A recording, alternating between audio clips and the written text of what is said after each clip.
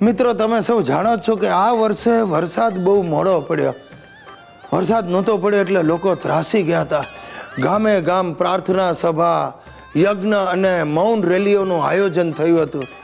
મને વિચાર એ આવે કે વરસાદને ને મૌન રેલીને શું સંબંધ પણ હશે, આપણે કાંઈક કરવું. પાછળથી ખબર કાઢતા મને જાણવા મળ્યું કે મૌન રેલીમાં મૂંગા બેરા વિદ્યાર્થીઓ જ જોડાયા હતા. હવે મારા દાદાજી પણ આ વરસાદ લાવો અભિયાનમાં જોડાયા. એમણે મને આવીને કહ્યું, ગિરિયા તું જાણે છે, હું નાનો હતો ને ત્યારે છપ્પનિયો દુકાળ પડ્યો તો છપ્પનિયો વરસાદ પડે નહીં, અમે બધાએ યજ્ઞ કર્યો ત્યારે મેઘરાજા રીઝાયા અને પડ્યા. હવે મારા દાદાજી અમારી સોસાયટીમાં યજ્ઞ કરવાનું નક્કી કર્યું. બધા ડોસા ડગરાઓને નવરાઓને ભેગા કરી અને લાકડા ખરીદી લાવ્યા ફાળો કરીને. હવે લાકડા હતા લીલા.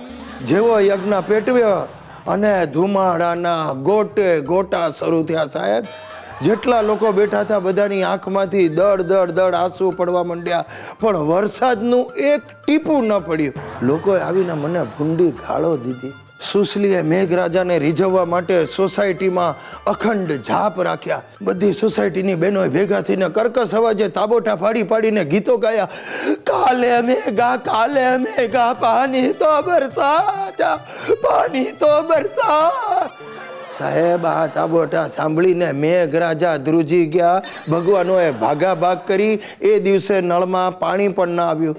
પાણીનો કાપ બીજું શું. પણ છેવટે 4 દિવસ પહેલા ગાજવીજ વાવાઝોડા સાથે ધોધમાર વરસાદ પડ્યો. અને પડ્યો તો કેવો પડ્યો સાહેબ, 4 દિવસથી વરસાદ અટકવાનું નામ જ નથી લેતો. આ સોસાયટીએ યજ્ઞ કર્યા ને ભજનો ગાયા. એના ઓવરફ્લોને કારણે સોસાયટીમાં કેડ સમાણા પાણી ભરાઈ ગયા છે. દૂધ બંધ થઈ ગયું છાવવાનું. શાકભાજીવાળા દેખાતા નથી. ઘરમાં 2 દિવસથી ખીચડી બને છે. હવે તો લોટ પણ ખલાસ થઈ ગયો સાહેબ. આમને આમ વધારે ચાલશે ને તો છાપામાં અમારી સ્મરણાંજલિ વાંચવા મળશે. હા, જોકે છાપાએ 4 દિવસથી આવ્યા જ નથી. બોલો દોસ્તો, તમે એ સિરીઝથી લઈને ઝેડ સિરીઝ સુધી મ્યુઝિક કંપનીઓના નામ તો સાંભળ્યા જ હશે. હવે એક નવું નામ સાંભળવા મળશે, જી સિરીઝ. ગુજ્જુભાઈ સિરીઝ આપણી જ કંપની છે. મારા બાપુજીએ જીદ કરીને મારી પાસે મ્યુઝિક કંપની શરૂ કરાવી છે. એમણે જીદ પકડી છે કે મારા ભજનો ઘેર ઘેર સંભળાવવા જોઈએ, ઘેર ઘેર ગવાવા જોઈએ. મારા દાદાજી અને બાપુજીએ મળીને 150 જેટલા જોડકણા જેવા ભજનો લખી માર્યા છે.